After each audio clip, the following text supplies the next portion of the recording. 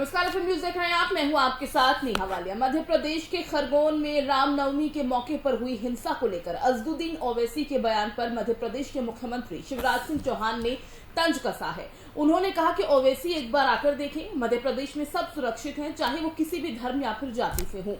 MP के खरगोन में रामनवमी के दौरान शोभा यात्रा पर पथराव के आरोपों के घेरे पर जो आरोपी है उनके घरों पर जिला प्रशासन की तरफ से बुलडोजर चला दिया गया, जिसके बाद सियासत गरमाई हुई है। इस कार्रवाई पर एआईएमआईएम चीफ अजदुद्दीन ओवैसी ने राज्य सरकार पर हमला बोला है। उन्होंने सवाल उठाते हुए कहा कि जज, ज्यूरी और सब आप ही है क्या, जो बिना किसी नोटिस के किसी का घर गिरा देंगे। एआईएमआईएम चीफ ने शिवराज सरकार पर आरोप लगाया कि मुसलमानों को सामूहिक सजा दी जा रही है। वहीं मुख्यमंत्री शिवराज सिंह चौहान ने एक जनसभा को संबोधित करते हुए कहा कि ओवैसी साहब वहीं से चिल्ला रहे हैं, मध्य प्रदेश में ये हो रहा है, वो हो रहा है, आके तो देखें। उन्होंने कहा कि ये मेरा मध्य प्रदेश है, यहाँ सब सुरक्षित है, चाहे किसी भी जाति और धर्म के हों।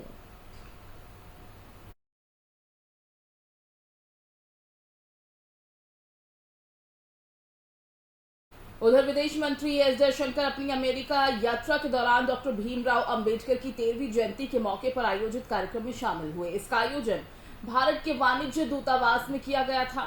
इस दौरान उन्होंने कहा कि हमारे संविधान के शिल्पकार के तौर पर उन्होंने हमें जो विरासत में दिया है वो समय से ज्यादा और ज्यादा मूल्यवान हो गया है। उनका विजन और महत्वाकांक्षा वो ब्लूप्रिंट है जो आज हमारा मार्गदर्शन कर रहे हैं। एस जयशंकर ने अमेरिका में बिताए बाबा साहेब के दिनों का भी जिक्र किया। विदेश मंत्री जयशंकर ने कहा कि डॉक्टर भीमराव अंबेडकर के न्यूयॉर्क में बिताए वक्त का उन पर एक स्वतंत्रता सेनानी और राजनीतिक नेता के रूप में बहुत गहरा प्रभाव पड़ा है, लेकिन इन सभी से बढ़कर एक सामाजिक कार्यकर्ता के रूप में प्रभाव पड़ा जो अमेरिका के हित में सबसे अच्छा था।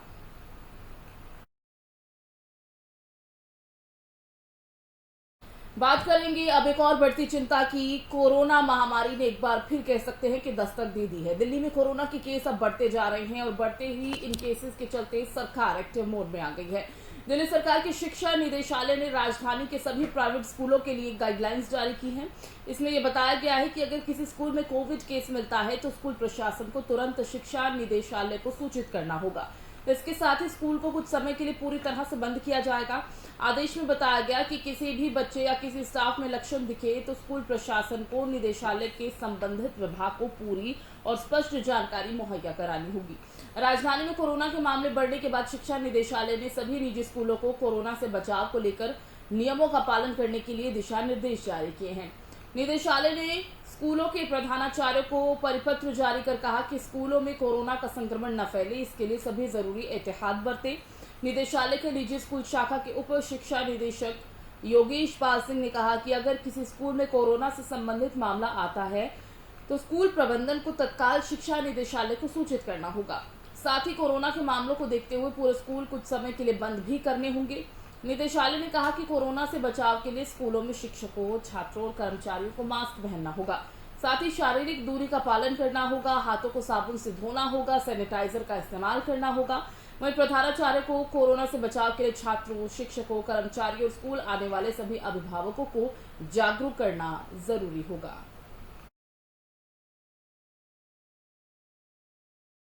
अब बात करेंगे मौसम की। दिल्ली एनसीआर में गुरुवार की शाम अचानक मौसम में बदलाव हुआ है और लगभग 1.5 महीने के बाद बहुत हल्की बूंदाबांदी हुई। इस दौरान धूल भरी आंधी भी चली। इसकी वजह से गर्मी से राहत जरूर मिली, लेकिन रात में तापमान में बढ़ोतरी दर्ज की गई है।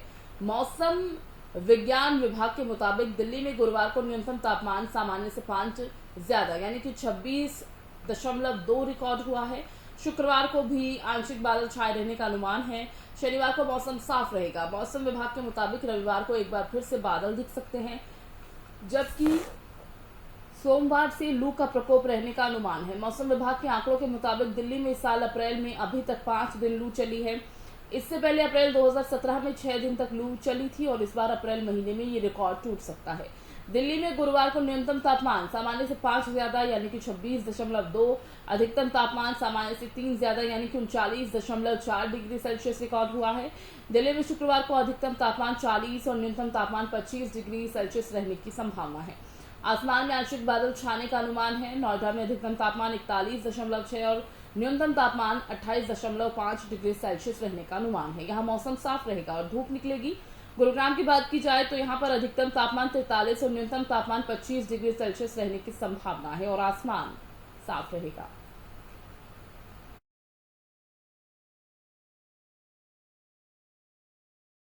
और उधर लगातार महंगाई की मार झेल रही जनता को इससे थोड़ा निजात देने के लिए सरकार ने एक बार फिर अहम कदम उठाया है।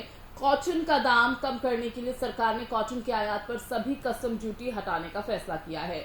इस छूट का लाभ पूरी टेक्सटाइल चेन को मिलेगा, यानी अब यॉन, फैब्रिक, कपड़े और कॉटन से बने अन्य सभी सामानों की लागत कम आएगी, जिससे टेक्सटाइल इंडस्ट्री और उपभोक्ताओं को राहत मिलेगी, जिससे कि आने वाले दिनों में कपड़ों के दामों में कुछ राहत देखने को मिल सकती है। टेक्सटाइल इंडस्ट्री की तरफ से 5% बेसिक कस्टम ड्यूटी को हटाने की मांग की जा रही थी। इसके अलावा कच्चे कॉटन पर 5% एग्रीकल्चर, इंफ्रास्ट्रक्चर और डेवलपमेंट सेस को भी हटाने की जो डेवलपमेंट सेस है उसे हटाने की मांग की जा रही थी। The central board of indirect taxes and custom ने कॉटन के इंपोर्ट पर से कस्टम ड्यूटी और एग्रीकल्चर इंफ्रास्ट्रक्चर डेवलपमेंट सेस हटाने का नोटिफिकेशन जारी कर दिया है। सीबीआईसी के नोटिफिकेशन के मुताबिक 14 अप्रैल 2022 से 30 सितंबर 2022 तक, यानी कि आज से 5.5 महीने तक कॉटन इंपोर्ट पर यह छूट जारी रहेगी।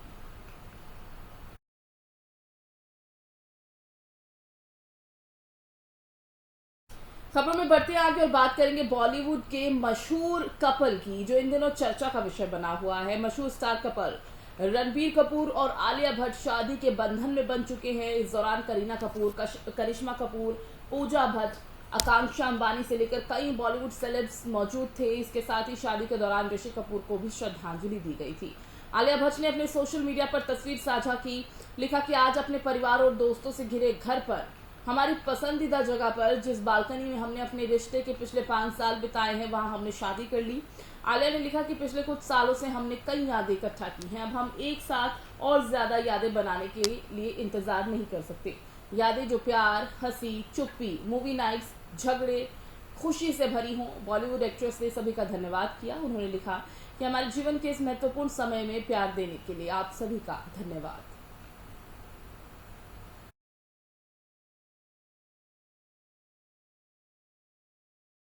और गंभीर आर्थिक समस्या का सामना कर रहे श्रीलंका में हालात काबू से बाहर होते दिखाई दे रहे हैं। गुरुवार को भारी तादाद में लोगों ने सरकार के विरोध में राजधानी कोलंबो में प्रदर्शन किया है। सभी लगातार बढ़ रही खाने की कीमतों, ईंधन की कमी और विकराल होते बिजली संकट को लेकर सड़कों पर उतरे थे। सरकार के खिलाफ सड़कों पर उतरे श्रीलंका में लोगों ने आर्थिक समस्या से निपटने में सफल रहे राष्ट्रपति गोटाबाया राजपक्षे और प्रधानमंत्री महिंदा राजपक्षे के इस्तीफे की मांग की है।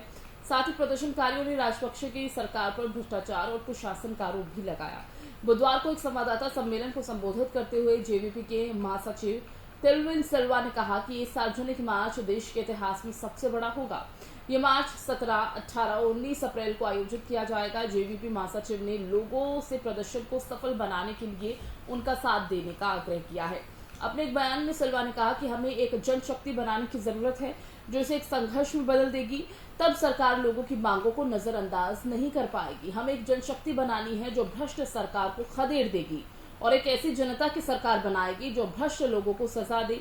वहीं जो विपक्ष है उनके नेता साजिद प्रेमदासा ने राष्ट्रपति गोटबाया और राजपक्षे के खिलाफ महाभियोग प्रस्ताव और सरकार के खिलाफ अविश्वास प्रस्ताव पर हस्ताक्षर किए हैं।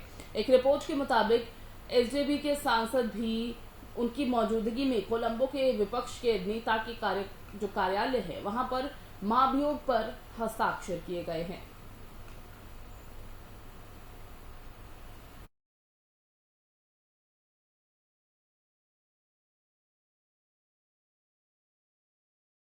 वहीं दूसरी तरफ लगातार मिल रही हार से सपा में मंथन का दौर जारी है। चाचा और भतीजे में अनबन के बीच समाजवादी पार्टी के संरक्षक मुलायम सिंह यादव ने बड़ा बयान दिया है। उन्होंने कहा है कि समाजवादी पार्टी पूरी तरह से अखिलेश यादव के साथ है। सभी समाजवादी एकजुट होकर पार्टी प्रमुख अखिलेश यादव के साथ न सिर्फ खड़े हों बल्कि उनको ताकत देने का भी काम करें।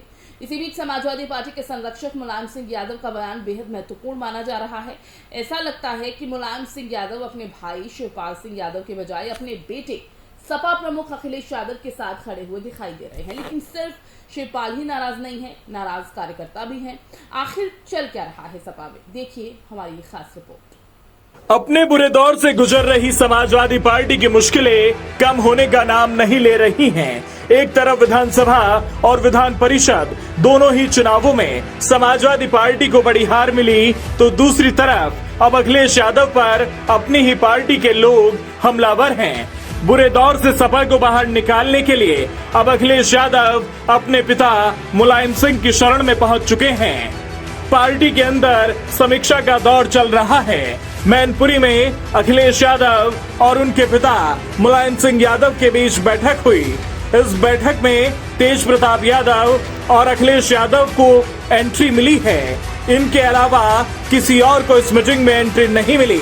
इससे पहले शिवपाल यादव और आजम खान परिवार की अखिलेश यादव से खटास की खबरें आई थी। इसे लेकर भी पिता पुत्र में चर्चा की बात सामने आ रही है।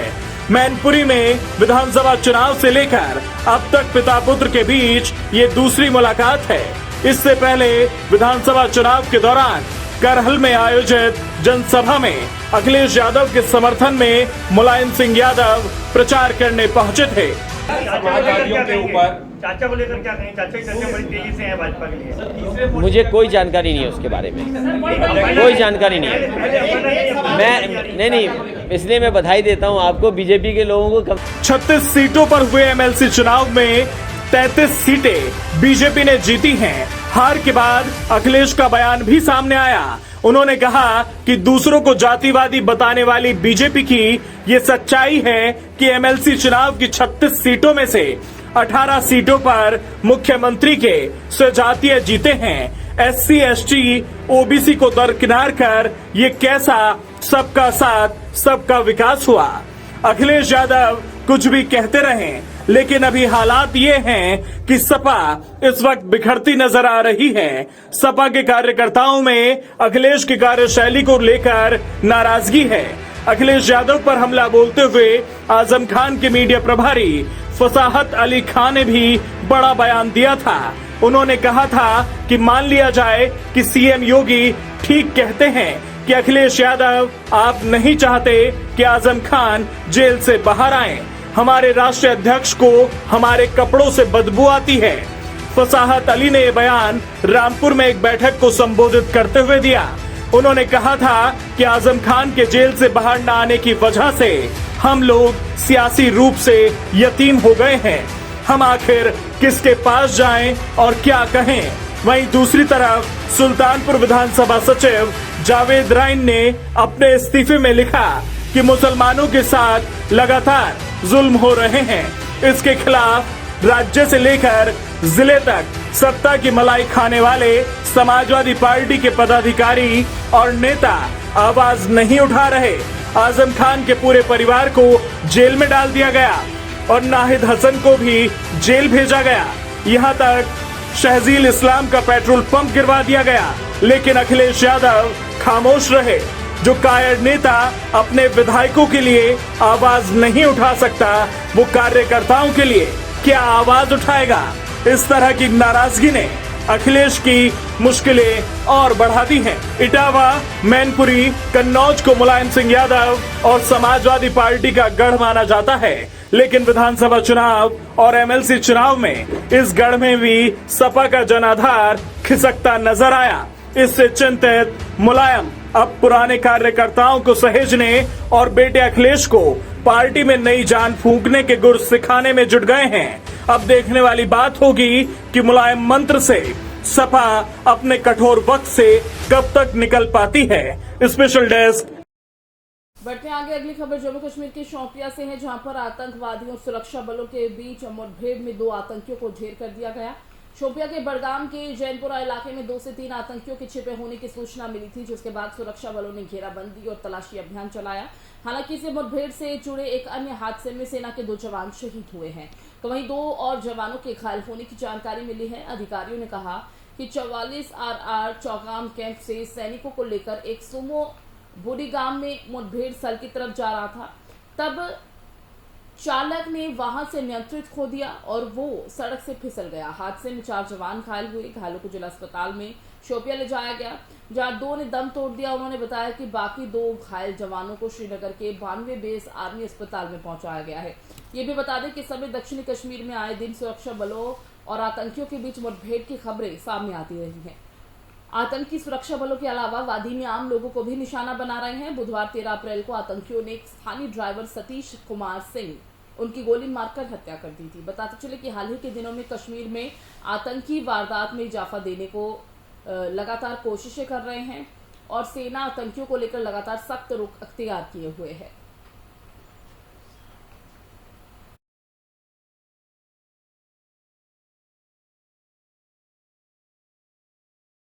गुजरात, मध्य प्रदेश, बिहार, राजस्थान में रामनवमी के दौरान हुई हिंसा को लेकर AIMIM सांसद अजदुद्दीन ओवैसी ने सरकार पर निशाना साधा है।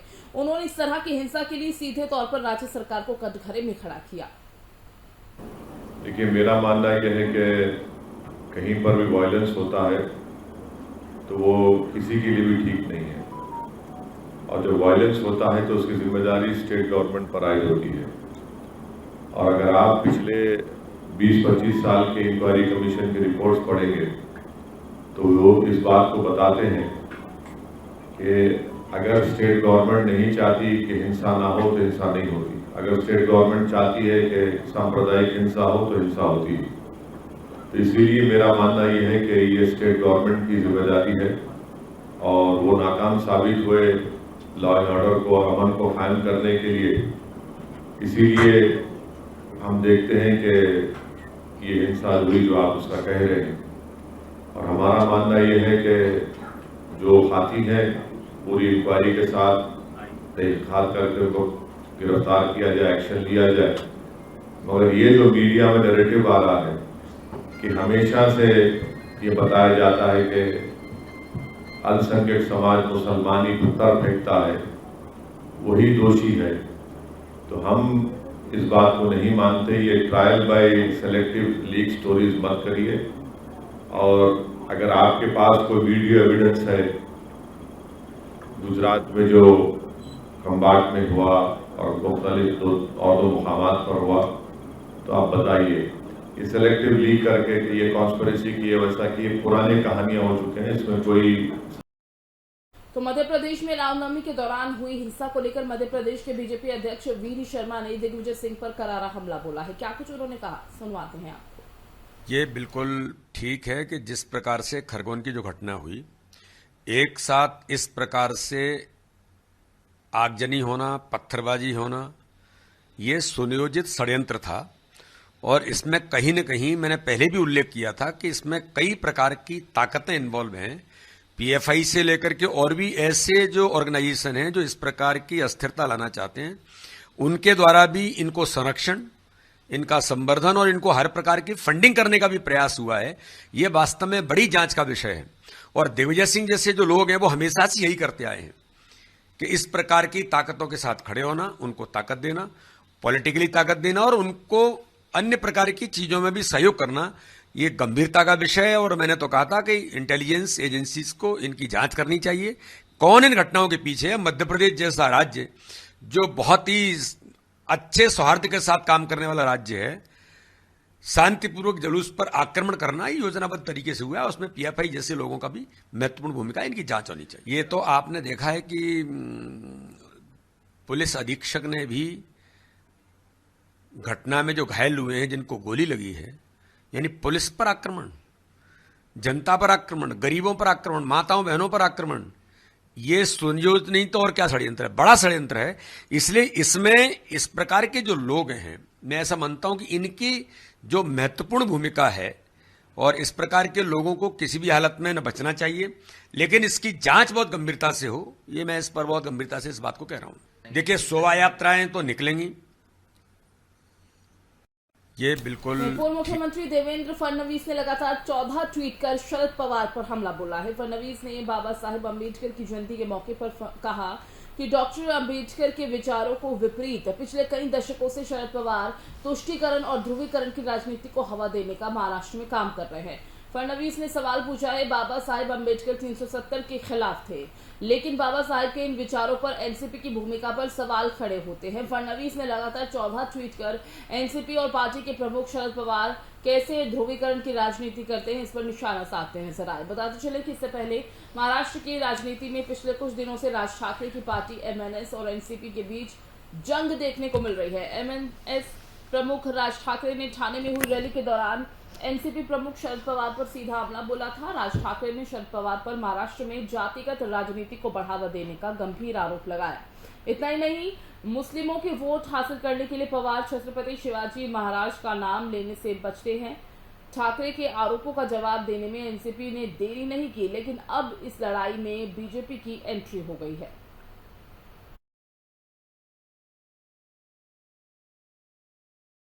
और उधर अपराध के मामले में मुख्यमंत्री योगी आदित्यनाथ की जीरो टॉलरेंस की नीति पर चलते हुए प्रशासन ने और सख्ती के लिए कमर कस ली है।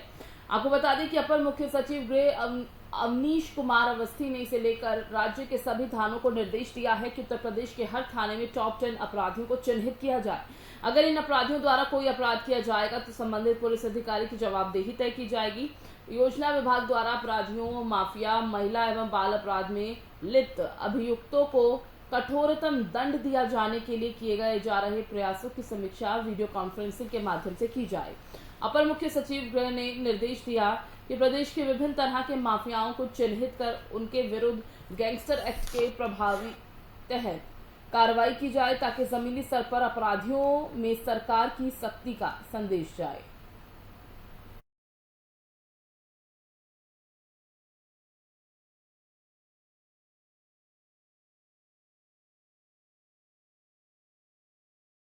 इस बुलेटिन में फिलहाल बस इतना ही। बाकी खबरों के लिए आप बने रहिए एफएम न्यूज के साथ। नमस्कार।